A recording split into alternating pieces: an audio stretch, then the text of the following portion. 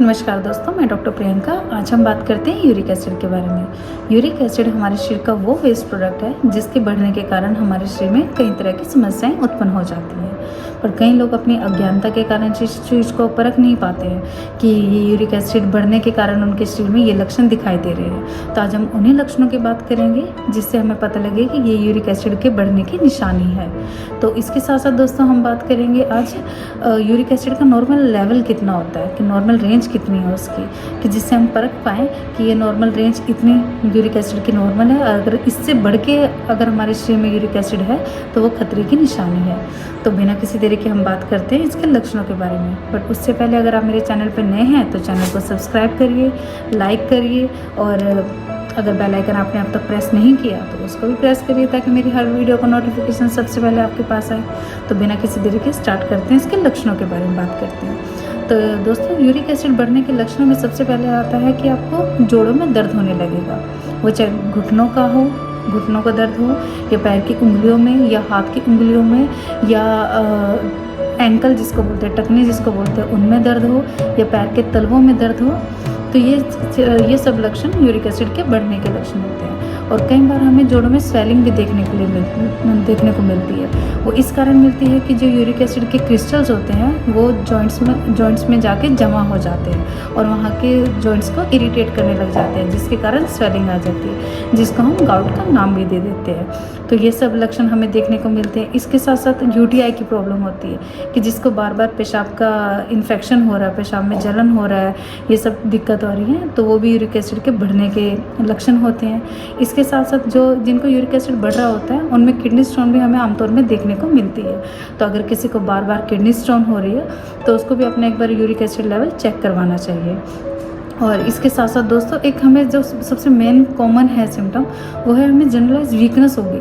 हमें समझ नहीं आएगा कि ये वीकनेस, हमें थकावट इतने शरीर में क्यों बन रही है, इसका हमें कारण नहीं पता होगा। तो वो भी एक सबसे बड़ा लक्षण है इसका यूरिक एसिड के बढ़ने का, कि आपको अपने शरीर में थकावट या वीकनेस, कमजोरी महसूस होगी शरीर में। तो चलिए अब इसके बाद हम बात करते हैं इसकी नॉर्मल रेंज के बारे में। तो यूरिक एसिड की जो नॉर्मल रेंज होती है वो मेल के अंदर होती है 3.5 to 7। ये मेल की नॉर्मल रेंज है यूरिक एसिड लेवल की, और जो फीमेल की है वो है 2.5 to 6। तो ये नॉर्मल रेंज है इनकी। अगर इससे ज़्यादा अमाउंट में अगर यूरिक एसिड आपके लेवल आपका बढ़ रहा है तो वह आपके लिए खतरे की निशानी है, जिसको आपको शरीर में कम करना चाहिए। तो हम बात करते हैं कि हम ऐसे क्या खाएं और क्या ना खाएं जिससे हम यूरिक एसिड को अपना बैलेंस रख सकते हैं, नॉर्मल रेंज में रख सकते हैं। तो सबसे पहले बात करते हैं कि हमें क्या खाना चाहिए जिसके कारण हम अपने यूरिक एसिड को बढ़ने से रोक सकते हैं। तो सबसे पहले बात करते हैं अखरोट की, कि हमें अखरोट खाने चाहिए। अखरोट अगर आप वैसे खा सकते हो तो बहुत अच्छा है, नहीं ऐसे खा सकते तो आप अखरोट की गिरी को, 2 गिरी को, आप उसको 2 अखरोट की गिरी को आप भिगो के रात को रख सकते हैं और उसको सुबह आप खाली पेट ले सकते हैं। ये भी यूरिक एसिड को कम करने में आपके लिए हेल्पफुल होता है। और इसके साथ साथ आपको हाई फाइबर डाइट लेनी है, जैसे कि ओट्स, दलिया, या फिर किनोआ, या फिर फलियाँ, या फिर इसबगोल की भूसी, या हाई फाइबर के जो भी फूड्स रहते हैं वो सब आप ले सकते हैं। और इसके साथ साथ आप हरे पत्तेदार सब्जियां खा सकते हैं। और इसके साथ साथ आप सबसे मेन अच्छा चीज़ है अजवाइन, आप ले सकते हैं। एक अजवाइन के चम्मच को आप रात को भिगो के रख दो पानी में, सुबह उस पानी को इतना उबालें कि वो हाफ रह जाए और उसको फिर चाय की तरह सिप सिप करके आपको पीना है गरम गरम। तो ये भी आपके यूरिक एसिड को कम करने में, लेवल को कम करने में बहुत ज़्यादा कारगर है। और इसके साथ साथ अब बात करते हैं कि आपको क्या नहीं खाना चाहिए। तो सबसे पहले बात आती है कि आपको बाहर का कुछ नहीं खाना। बेशक अच्छा लगता है, समझ रही हूँ, बट लेकिन आपको बाहर का कुछ भी नहीं खाना है। कोई भी जंक फूड आपको नहीं खाना है, कोई प्रोसेस चीज़ वगैरह नहीं खाना है, रेड मीट नहीं खाना है आपको, अंडा नहीं खाना है आपको, फ़िश नहीं खाना है, इवन आप दालें नहीं खानी है।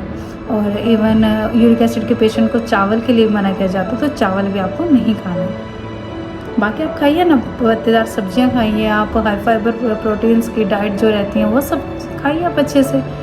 तो ये चीज़ें आपको परहेज़ करना है। आपको रेड मीट नहीं खाना है, आपको अंडे नहीं खाना है, फ़िश नहीं खाना है, चावल नहीं खाना है, दालें नहीं खानी हैं, और बाहर का कुछ भी घी तेल से बना हुआ ज़्यादा, ये सब चीज़ें आपको अवॉइड करनी है। तो इसे अगर आप इनको अवॉइड करते हैं और अपनी लाइफस्टाइल को थोड़ा सा डाइट को चेंज करते हैं, क्योंकि एक डाइट ही ऐसी है जो हर एक प्रॉब्लम का सॉल्यूशन है कि अगर आप डाइट को कंट्रोल रखोगे तो सब चीज़ आपके शरीर में नॉर्मल रहेगा।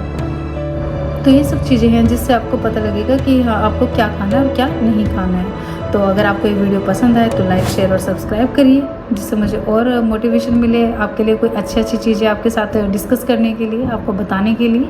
तब तक के लिए धन्यवाद।